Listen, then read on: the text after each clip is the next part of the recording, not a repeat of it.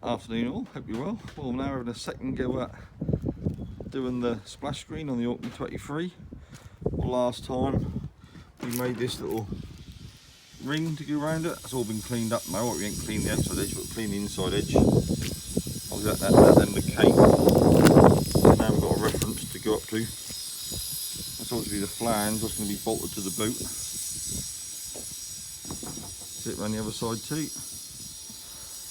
Watch that, the cape there. So once you sit it on there, that, because of the shape, that doesn't move anywhere. And then you've got this front bit, the screen, that's all been ground down thin. So all I've got to do is put an infill panel there and glass over the lot. As you saw last time in the video, I made some fibreglass sheets, only one layer of 450 gram thick. So now I'm going to cut them out, because obviously we made plywood templates for this. So now the old chap is cutting the plywood the right size and then going to use them as templates to cut the fiberglass. So then we can just put fiberglass sheets, screw them on the inside and come down. Just a couple little self-tappers to hold them until we then glass it all up. Well, that's the ply template for the front of the boat. Obviously we didn't make the fiberglass sheet big enough to do it in one, so we're doing it in two. You see now, just marked it one side and cutting it with a jigsaw. Easy peasy. They do some specialised blades that are really good for cutting glass, because general wood blades don't last 2 minutes. We found these Bosch carbide tip blades to be brilliant for cutting fiberglass. They cut it a treat. Obviously you got your old little carbide tips on there and they last ages. Years ago used to be these abrasive blades for cutting glass, but obviously technology's moved on and the carbide tips are 10 times better. If you look at the cut around the edge, just a little bit fluffy with glass, so all you do is you get Mark 1 scissors and just cut the fluff off.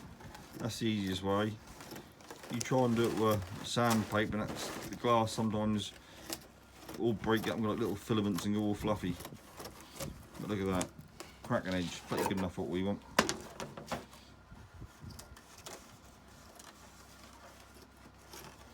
Just cut the old few fully bits away.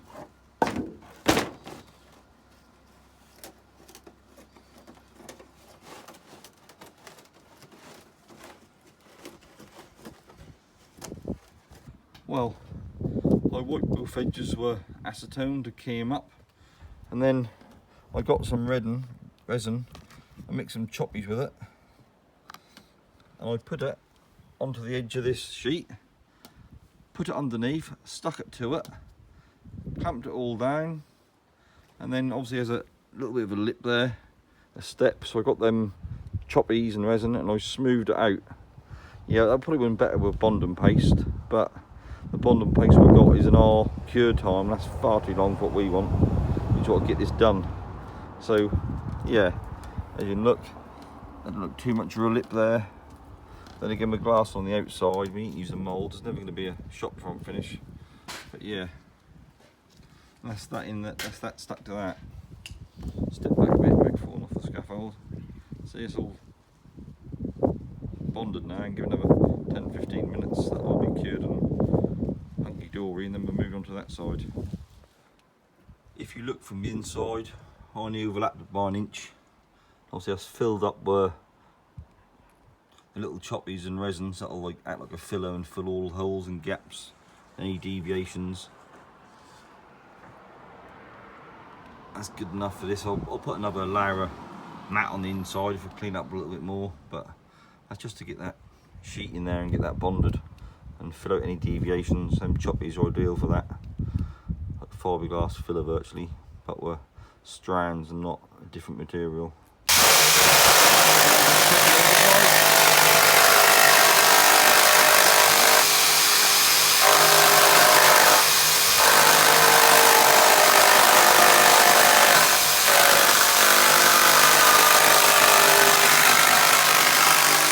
If you use them blades, just like cutting through a thin bit of ply, they're really good.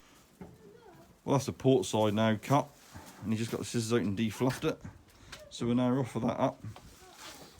And hopefully that'll fit a treat. Look at that athlete go. Be careful, that resin's probably still ain't gone off yet. So just follow him up there, give him a look. Well, that's the other side held in situ. Obviously we can't push it up tight because it's still got the clamp there holding the other bit. But yeah, that's look a damn sight better than that bubbly old plastic I laid up the first time, what I had to cut away. You can see there's a little bit of a step there, but obviously it's not pushed up fully tight. But obviously these edges I'll fill up with all chop strands. It's not really perfect, but there you go. That won't be too bad. It's any smelly old commercial fishing boat anyway. It's not like a gin palace. But yes, now we've got the flanger on the bottom. We've got a reference, obviously that hook on, that can't move. So I'll just let this go off. And the old man says he's gagging for a cup of tea. So we'll have a cup of tea and then come back and bond the other side in. Well, obviously now I'm just going to prep the edges of the sheet. I've got a little tub of acetone in it. So just obviously rub it on the edges just to key it up. Oh, slipping everywhere. Obviously got overlap in the middle. I'll do a bit on there. Give it a little rub down first. A bit of sandpaper just to key it up. And that's that bit done. Obviously now you've got to give this a little bit of love. Just need a little bit just to key up the surface. And then I'll just do the inside too. Obviously, just get this, run it along an inch or so. You see it's wet. All that do is just key up the surface, clean it, and then slightly melt it so that goes all sticky. So that's now done, ready to go. Well, the side I just laid up a little while ago, I just took the clamps off. That's everything's really flexible. So there's only one layer of 450 gram mat thick, and obviously ain't fixed at the bottom yet. But that's all cured nicely. You can see from the angle, it's not perfect, never will be, but that'll do the job. So now we're going to put the other sheet in, put it in first and just weigh it all up and clamp it and see how it fit, and then go from there really. Well, I just mixed up another 80 grams of resin and some choppies that are still wet. And I got that fiberglass sheet and I smeared them choppies around the top inch and obviously on the overlap in the middle. And I just stuck that down and clamped it all up. And obviously here, well, there's a little bit of a step there, obviously because pinned to the back of it. I'll just put chop strands, choppies and resin paste, and I'll put it in there and I'll smooth it off. It's always be glassed over, but you want a bit less than a lip. Like you can see it from the side. I just tape it off that edge. Oh, there's a little bit there I missed. Oh, there's a little bit there. Just put some on there.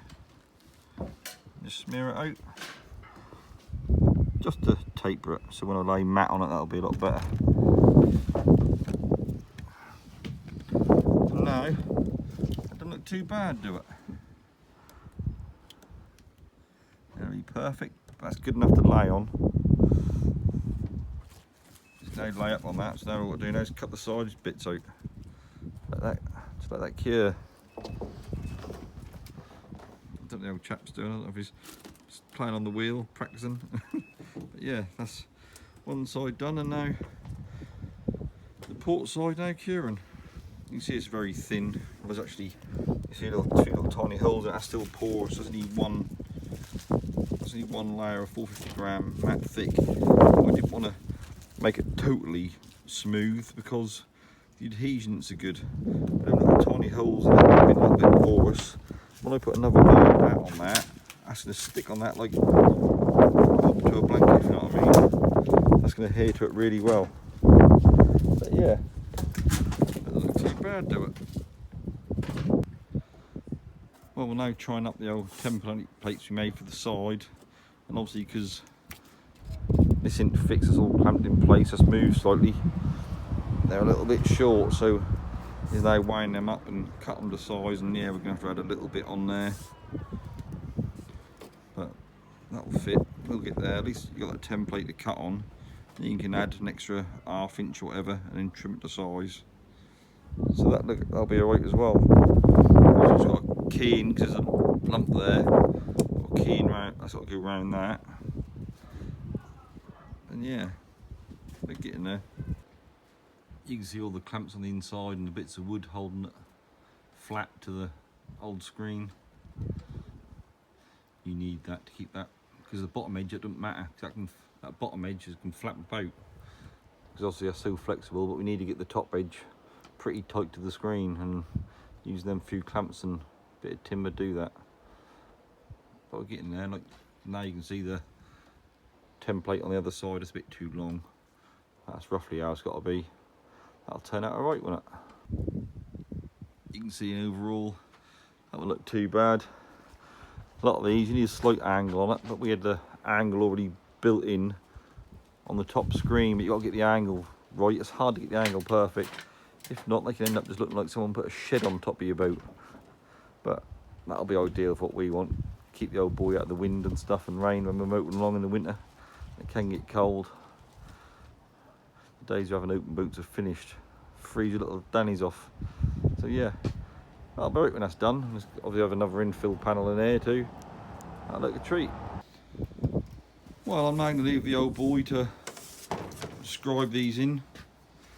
They shouldn't be too bad. He'll scribe all them in and cut all the fiberglass ready for me to come round and fiberglass them all in tomorrow, and then see a bit of progress. Well, thank you all for watching. Hope you enjoyed it or learnt something, or whatever you do, some fetish, who knows. Alright, catch you later. Bye.